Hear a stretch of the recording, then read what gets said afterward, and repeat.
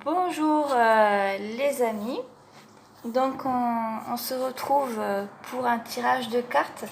Alors j'ai tiré les cartes à l'avance pour que ça aille plus vite par rapport à la durée de la vidéo en fait, parce que sinon ça met énormément de temps à charger et parfois ici dans mon pays ça met 2 jours, donc c'est trop embêtant. Donc j'essaye de les faire le plus courte possible. Donc j'ai tiré les cartes pour la féminine divine, le divin masculin et le lien sacré. J'ai décidé de les tourner les vidéos en les différenciant. Comme ça, ceux qui sont intéressés que par un des 3 tas, ça ira beaucoup plus vite pour lui regarder ce qui l'intéresse. Donc je vais tourner les vidéos les unes après les autres et les poster pareil, en espérant que ça aille vite. Donc pour savoir où en est la situation de la féminine sacrée dans le lien de flamme jumelle, donc dans le tarot initiatique, on a eu le cavalier de coupe.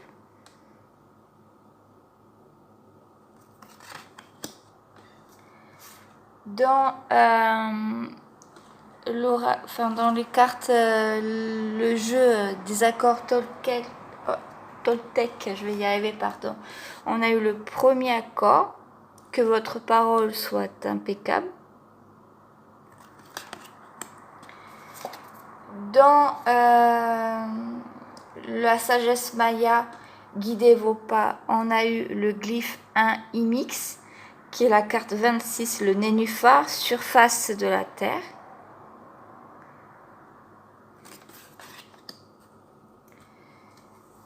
Dans des cartes que j'ai eues dans les femmes actuelles, on a eu Estase, très jolie carte.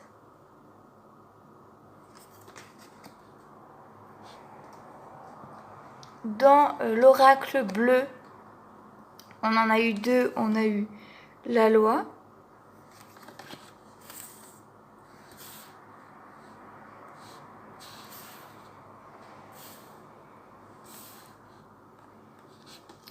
On a eu également les voyages.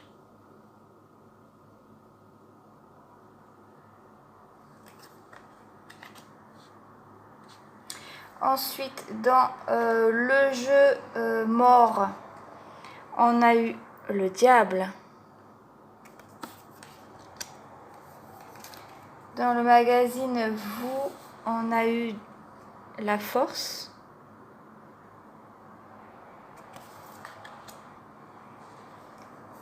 On a eu la compétition.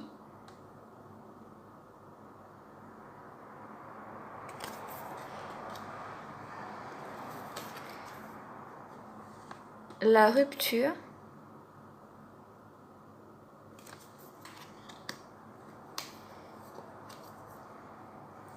La direction.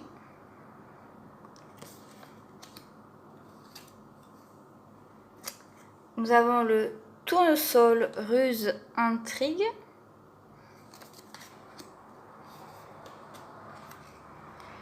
Tomber dans l'abîme. Et le jeu des accords Toltec. On a eu le deuxième accord. Quoi qu'il arrive, n'en faites pas une affaire personnelle. Ok. Alors, je vais me concentrer afin de recevoir les messages et de classer les cartes. Je vais lire le cavalier de coupe.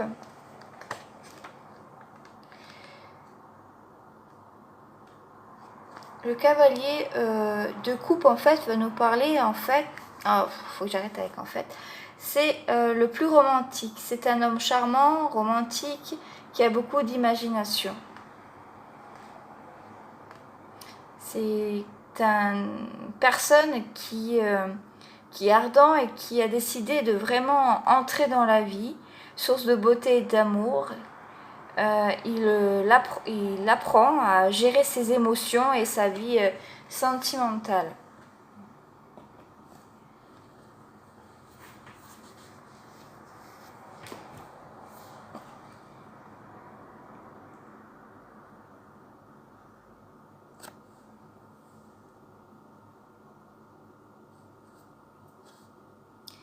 Oui.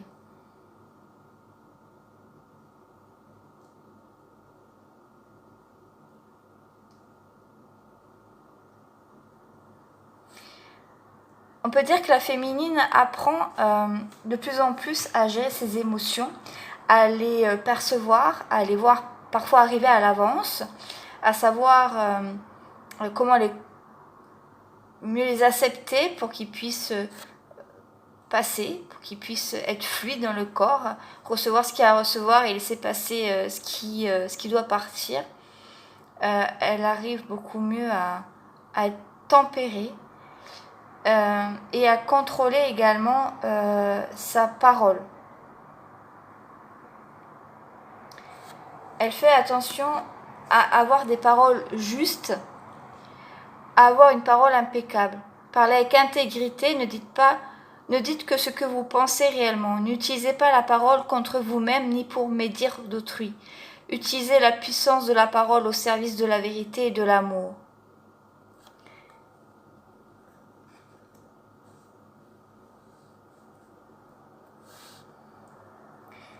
La féminine acquiert cette sagesse, cette volonté d'être juste, d'être, on me dit, ancrée, d'être elle-même, d'être sûre d'elle, d'être sur ses appuis, de savoir qui elle est, ce qu'elle veut, ce qu'elle ne veut plus, et du coup d'être juste envers elle-même, et également aussi envers les échanges qu'elle peut avoir avec autrui.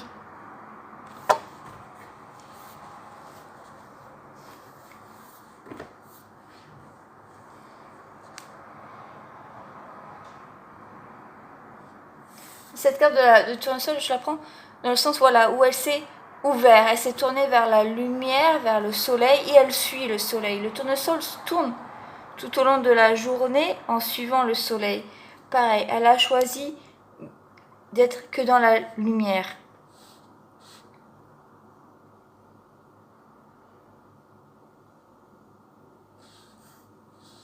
Avec la carte du glyphe, on va lire dans le livret Maya ce que ça veut dire, mais là on me fait poser les yeux sur surface de la terre par rapport au nénuphar, et c'est vrai que je prends la notion, j'ai également eu le message flamme à rose, et ça me fait penser au fait que le nénuphar ou même le flamme à rose vivent dans des marécages, vivent dans la boue, et par contre ils en ont fait une force, c'est le nénuphar, je ne sais pas comment l'expliquer, le nénuphar a ses pieds dans la boue, mais a des pieds assez longs pour pouvoir voir à l'horizon, pour pouvoir voir les fleurs, les prés. Le nénuphar, pareil, a su puiser d'un environnement où on l'a mis, qui était sale, ragoûtant, a su en tirer une force et avoir une fleur qui vaut la beauté, la sagesse et qui est adorée. Pareil, la féminine a su se sortir de certains mauvais penchants, de certaines mauvaises pensées, de certaines mauvaises choses qu'elle a pu vivre, peut-être également des mauvaises addictions. Et elle a pu s'en faire une force et ressortir victorieux, plus forte, plus sûre d'elle, sur son chemin de vie.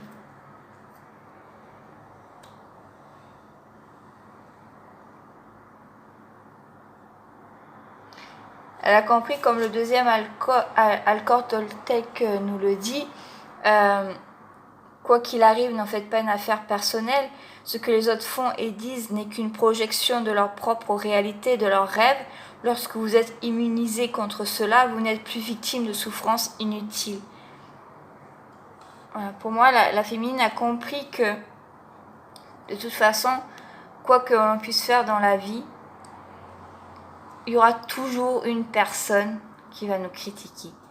C'est le propre de l'être humain. Et que du coup, certaines féminines ont pu se rendre compte que par exemple, peut-être elles ont vécu énormément de nombre d'années en vivant pour faire plaisir ou pour ne pas faire de peine à certaines personnes, et elles se rendent compte que peut-être qu'elles ont appris que finalement, ces personnes-là, elles s'en fichent un peu de ce qu'elles auraient pu faire. Il peut y avoir des vérités comme ça qui ont été révélées et qui ont ouvert les yeux à la féminine. Et se rendre compte que finalement, il faut qu'elles arrêtent de se projeter en l'autre. Il faut qu'elles vivent vraiment pour ce qu'elles ont envie d'être, ce qui les font appel en elles, et que les gens qui sont bons pour elles, qui sont censés être là pour elles, resteront en fait.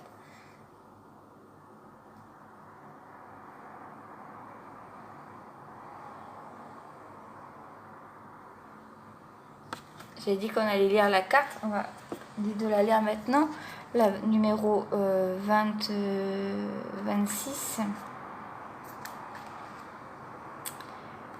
Alors, la 26. Toute vie vient de l'eau, symbole l'émergence de quelque chose de neuf. Voilà. Elle renaît.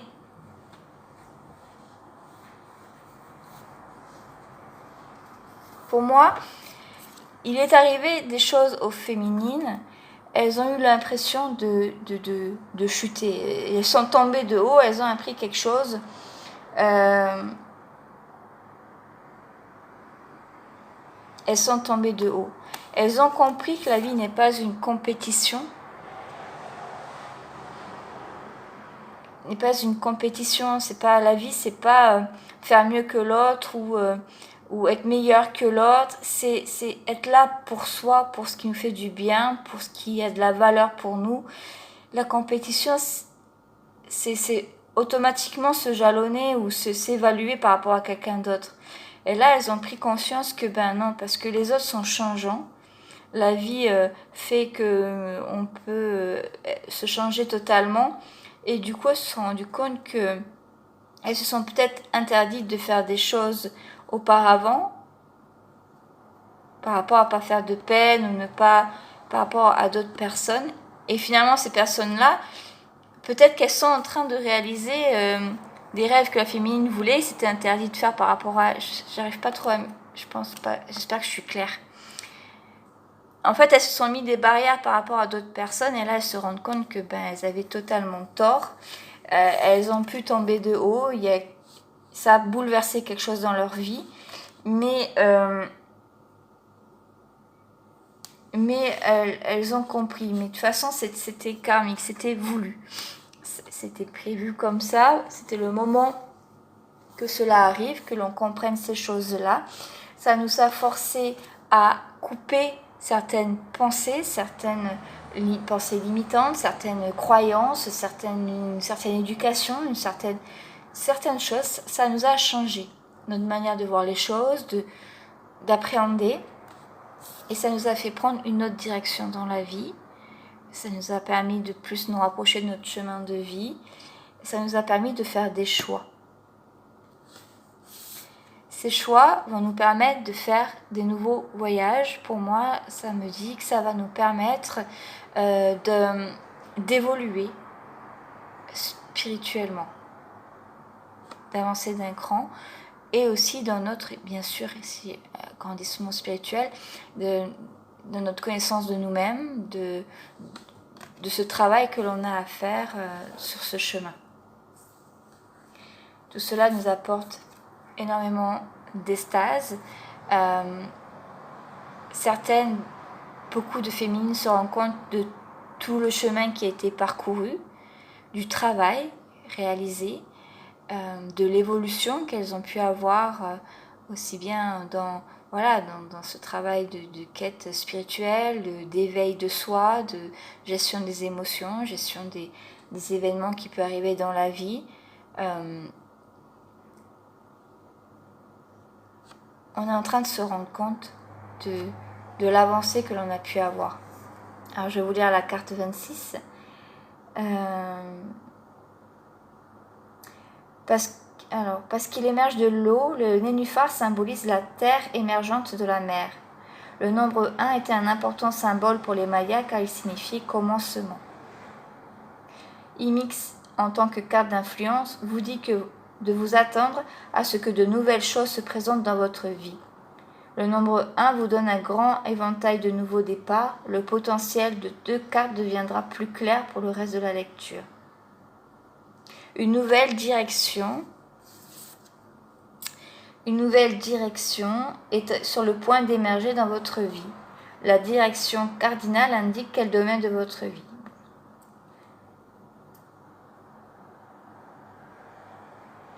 Alors, là, on a un conseil qui nous dit « Le nénuphar pousse seulement en eau calme.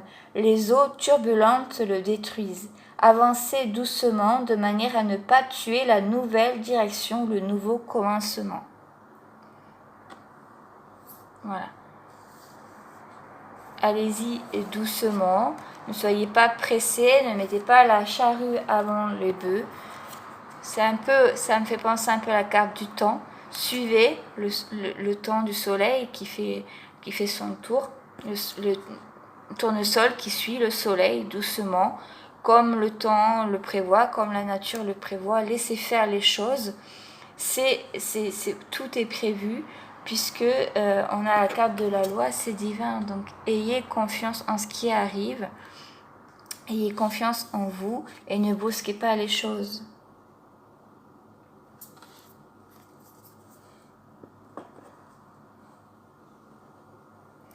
Je voudrais aussi aller regarder la carte de l'Estase. Alors,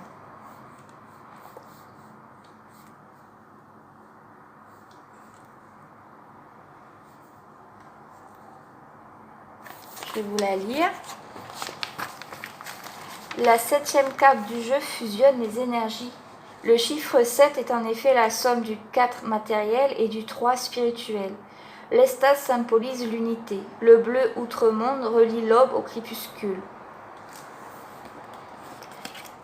Relie l'aube au crépuscule, ça me fait aussi penser, comme je disais, au tournesol qui suit le soleil dès qu'il se lève jusqu'à ce qu'il se couche. La jeune femme n'est plus dans le cérébral. Passée de l'autre côté, elle représente l'univers entier. Un triangle se dessine sur son buste. Je vous laisse regarder la carte. Un triangle se dessine sur son buste. Le Sri Yandra, diagramme de méditation qui nous détache de nos incertitudes. Cette carte à part dénoue la situation, brise les chaînes, libère les carcans, sereinement. Avec l'Estase, tout est sérieux, mais rien n'a d'importance. Tout se prolonge, mais rien ne dure. C'est la confiance en soi dans la vie pour s'harmoniser l'avenir. Donc ça rejoint un peu tout ce qu'on a pu dire, en effet. Sentiment que voilà, c'est divin, c'est voulu. Il faut avoir confiance, il faut laisser faire les choses et continuer sa quête, continuer son travail personnel dans son évolution, sur son chemin de vie, sur son ouverture spirituelle. Voilà. Donc j'espère que ce tirage vous a parlé. N'hésitez pas à me contacter si vous voulez réaliser une guidance, un tirage de cartes. Il n'y a aucun souci, ce sera avec énormément de plaisir. Les tarifs sont marqués dans la barre d'infos en bas. S'ils n'y sont pas, quand vous regardez, c'est parce que je ne peux que télécharger les vidéos via mon téléphone, mais ensuite pour mettre le petit paragraphe d'écriture, il faut que je le fasse dans mon ordinateur et parfois ça met un temps fou.